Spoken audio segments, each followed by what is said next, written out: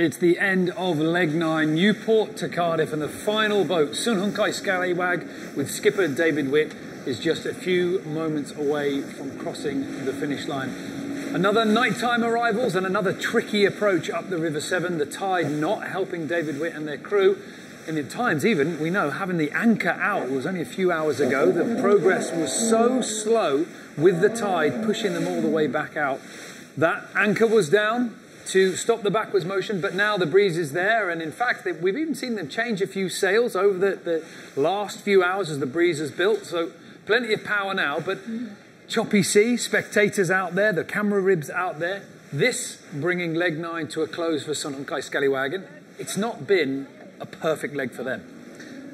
No, it's been a bit tough out there for them, that they chose a bit of a different option shortly after leaving Newport, and that sort of put them on the back foot, that they were not sailing in the same conditions, they didn't have the same winds, they didn't get the same warp speed opportunity like we saw for the leaders that had record-breaking conditions.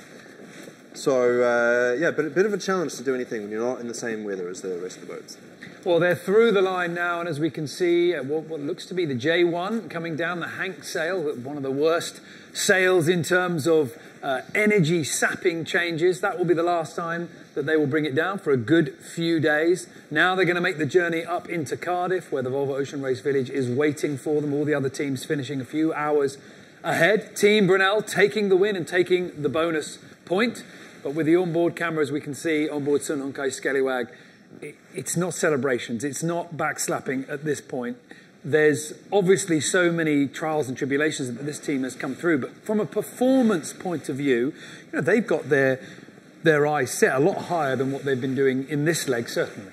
Well, we've seen them win before, and I'm sure that they would be quite happy to sort of get back onto the podium. Indeed, what I was just talking about sailing in different weather, is that this is a team that is often trying to cut the corner, do something a little bit different, and maybe it's the fact that they're down in 6th place in the overall rankings at the moment, and they're just looking to do something a little bit different. You know, roll the dice and see what happens. You know, that may well be the strategy that they're implementing at this point. But yeah, certainly this is a highly competitive team made of strong individuals that all want to be doing well, and it must certainly be challenging to be in this position. Well, in a few moments, we're hoping we're going to be able to speak to Tristan Seal on board Sun Hung Kai Scallywag, a Cardiff native, now taking the boat into his home port. The first time that the race has come back to the UK for some years. A big moment in the life of the Volvo Ocean Race. We've got 6 teams on the shore already waiting for them, but hopefully we'll be able to get a few reactions from the crew of Sun Hung Kai Scallywag after an unbelievable leg 9 for this team draws to a close. This next leg to Cardiff is obviously the one for me, obviously coming from Wales. Race of the Welshman, bless it's on some. It's a big thing, and ever since the race sort of announced it's Cardiff being one of the stopovers, it was always on my mind to be able to do this leg. Great, you know, to have joined this team and, you know, have the opportunity to do this next leg to, you know, as close to as I call home. So it's going to be good.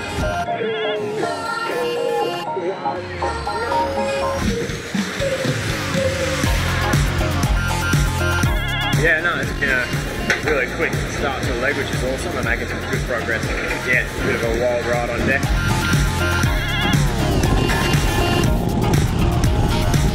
Terrible. Gulfstream, what a sport.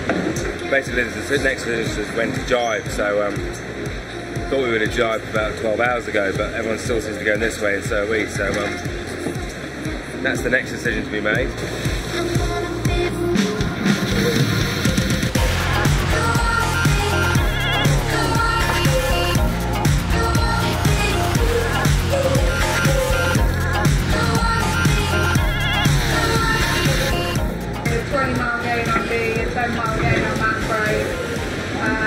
Everyone's got similar wind strength and direction. Can we just let me down?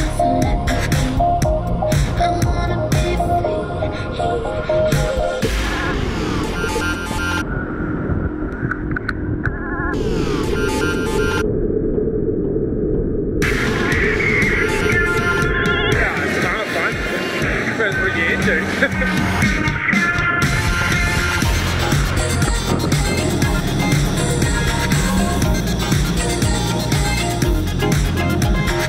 Relentless, really.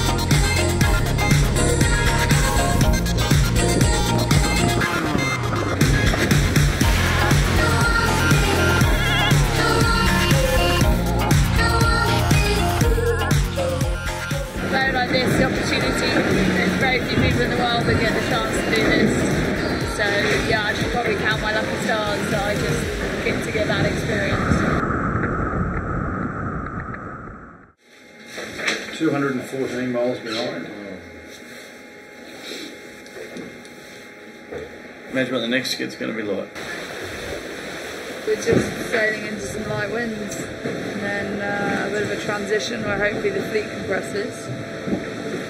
It's almost the same old with us after the first 2 days. Something happens and we just seem to drop off the back of the fleet and it becomes quite hard to find a way back in. Leg over. Everyone's between 20 and 10 knots heading to the finish. We're 3 knots. Got to laugh, haven't you?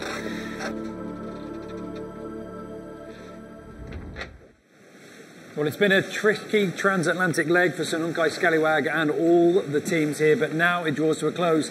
And we can see Tristan Steele on the back of St Hunkai Scallywag. Tristan, a wonderful flag that we've got round your shoulders. I mean, in the last edition of this race, you were part of the boatyard team on the shore, forced to watch from the sidelines.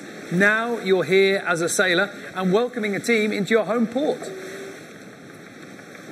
Yeah, exactly. No, it's good to be here in Cardiff. I'm from 2.5 hours up the coast, but yeah, it's good to be home in the UK and in Wales as well. It's great. And a very challenging leg. We've seen a little bit of everything on this hop from Newport to Cardiff, but record-breaking speeds as well. I mean, after all of this, this is the long legs over. You know, how does it feel to put all of that behind you? Yeah, it's good. It's funny. I think we were talking midway through the leg how, you know, we had obviously had quite a lot of yeah, like you said, blustery and sort of strong weather throughout the leg, and it was pretty hard work and hard going. But we were talking how we're probably going to miss it next month when all this is over. So it's yeah, it does sort of feel like a bit of a sort of end to the race, the long legs. But obviously we've got the next 2, which could be still pretty intense and short. So it's yeah, onto the next things, I think. Now, unfortunately, on the water, you weren't able to reel back in the front runners with the high pressure ridge and then the tide. The last few days must have given you a little bit of a chance to discuss the 2 shorter European legs coming up. Plenty of you guys, plenty of things still to do.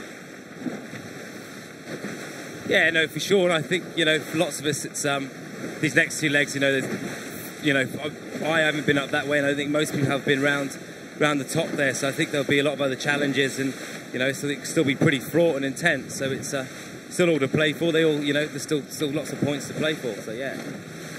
Oh, Tristan, thank you so much for taking the time. I don't know what your Welsh is like, but we've got so many fans waiting on the shore in Cardiff for you guys. I wonder whether you've got a word or 2 for them. I'd just like to say, obviously, diolch yn fawr iawn. Thank you very much, you know, for all the support to everyone. And my Welsh is pretty poor, and my mum will be shaking her head at me for not having more words to say. But no, it's just good to be here and catch up with friends and family now, and a bit of downtime, and you know, it's to prepare for the next legs. Tristan, welcome back to the UK. Go on and make your way to the dock and get a well-deserved rest. Well done. Thank you very much. Cheers. Bye.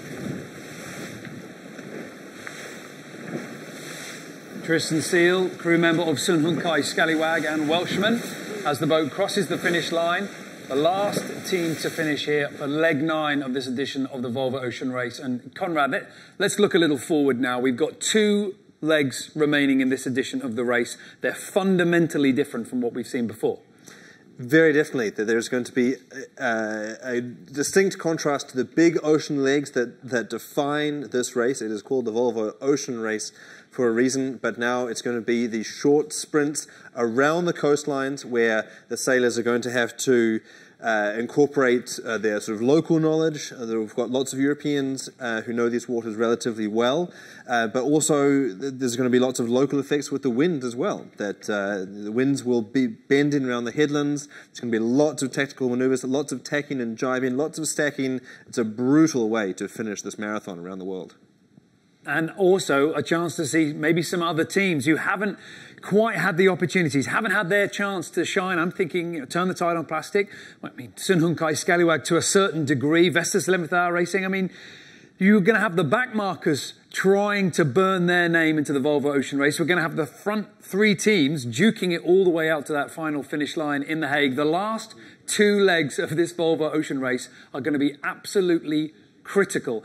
And the teams now have a well-deserved rest in Cardiff. There's going to be Pro-Am races, import races, before they take to the water again. We've got the import race on the 9th, and then on the 10th of June, the departure for the first of our last two legs. Off to Gothenburg, and then from Gothenburg to The Hague. And if the last 9 legs have been anything to go by, it is going to come all the way down to that final finish line. We will be with you all the way. Stay tuned to our social media channels for all the stories coming out of the stopover in Cardiff.